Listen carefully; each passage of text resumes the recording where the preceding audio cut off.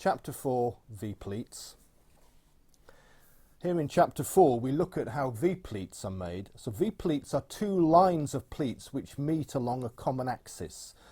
So here I'm going to show you how to make the basic formation by hand, with a square of paper folded first on a diagonal and then to open it. And now the valley fold that you have, to turn it backwards to make a mountain fold out of it, to make what's called a universal fold, so it can now fold as a mountain or a valley, there's no preference.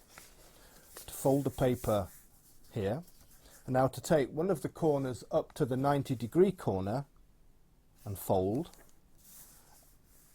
and then again to fold in half. You can leave this, fold in half up to the top again. Now if I'm working too fast, just use your pause button to catch up. And one more time. So 3 times we fold up to the top edge quite firmly.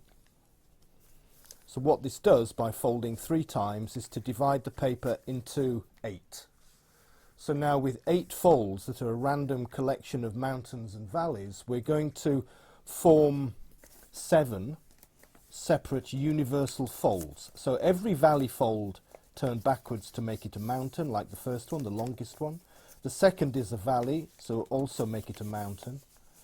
Here the third fold is a mountain, so make it a valley.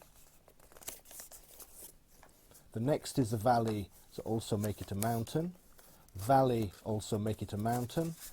And then 2 more mountains at the end, so they become valleys, both of them, like that. So each of the 7 folds can now flex forwards or backwards with no preference. Okay, so now open the paper. So when you look, you'll see that you have these V forms from a very long one down the paper to the bottom where you have a short one.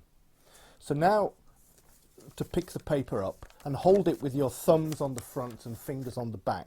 What we're going to do is to make the longest fold on the right into a mountain. And also the same on the left, to make the longest fold into a mountain. So here at the top corner just makes a little ear that doesn't quite know what to do with itself. So we're starting off, fingers on the back, thumbs on the front. The next V is a valley. So you can just begin to fold it here in your hands. So valley on the right, valley on the left, and then a mountain V.